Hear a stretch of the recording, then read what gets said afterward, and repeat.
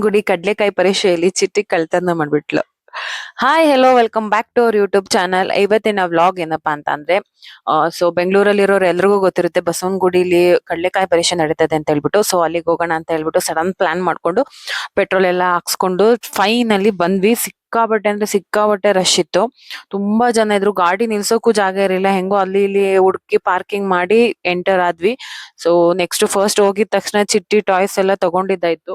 So ಅವಳಿಗೆ ಸ್ವಲ್ಪ ತಿನ್ಸೋಣ ಅಂತ ಹೇಳ್ಬಿಟ್ಟು ಅಲ್ಲೇ ಏನಾದ್ರು ತಿನ್ನೋಣ ಅಂತ ಹೇಳ್ಬಿಟ್ಟು ಪಲಾವ್ ಮತ್ತೆ ರೋಟಿ ತಿನ್ಕೊಂಡ್ವಿ. ಸೊ ನೆಕ್ಸ್ಟ್ ಆಬ್ವಿಯಸ್ಲಿ ಚಿಟ್ಟಿಗೆ ಐಸ್ ಕ್ರೀಮ್ ಕೊಡಿಸ್ಲೇಬೇಕು. ಅವಳಿಗೂ ಐಸ್ ಕ್ರೀಮ್ ಎಲ್ಲ ಕೊಡ್ಸಿ ಸ್ವಲ್ಪ ಜ್ಯೂಸ್ ಕುಡ್ಸಿದ್ವಿ ಅವಳಿಗೆ. ಮತ್ತೆ ನಾನೇ ಕೆಳಗಡೆ ಓಡಾಡ್ತೀನಿ ಅಂತ ಹೇಳ್ಬಿಟ್ಟು ಓಡಾಡ್ತಾ ಇದ್ಲು. ನಮ್ಗಂತೂ ಸಿಕ್ಕಾಪಟ್ಟೆ ಭಯ ಆಗೋಗುತ್ತೆ, ಯಾಕಂದ್ರೆ ಸಿಕ್ಕಾಪಟ್ಟೆ ಜನ ಇದ್ರು.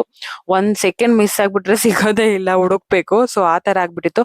ಸೊ ಅಲ್ಲಿ ಎಕ್ಸಿಬಿಷನ್ ಮತ್ತೆ ದೇವಸ್ಥಾನ ಅಂತೂ ಸಿಕ್ಕಾಪಟ್ಟೆ ರಶ್ ಇತ್ತು. ಅಲ್ಲಂತೂ ಹೋಗೋದೇ ಬೇಡ ಅಂತ ಹೇಳ್ಬಿಟ್ಟು ಬರೀ ಅಲ್ಲೇ ಸುತ್ತಾಡ್ಕೊಂಡು ಸ್ವಲ್ಪ ಕಡ್ಲೆಕಾಯಿ ಅದು ಇದು ಸ್ನಾಕ್ಸ್ ಎಲ್ಲ ತಿನ್ಕೊಂಡು ಕೆಲವೊಂದು ಐಟಮ್ಸ್ ಮಾತ್ರ ತಗೊಂಡು ಬಂದ್ವಿ ನಾವು. ಸೊ ತುಂಬಾ ಚೆನ್ನಾಗಿತ್ತು. ಸೊ ಇದೆಲ್ಲ ಮುಗಿಸ್ಕೊಂಡು ನಾವು ಬರೋ ಅಷ್ಟರಲ್ಲಿ 10:15 ಆಗಿತ್ತು. ಸೊ ಮನೆಗೆ ಹೋಗಿ ಏನ್ ಅಡ್ಗೆ ಮಾಡೋದು ಅಂತ ಹೇಳ್ಬಿಟ್ಟು ಹೋಟೆಲ್ ಅಲ್ಲೇ ತಿನ್ಕೊ ಬಂದ್ವಿ.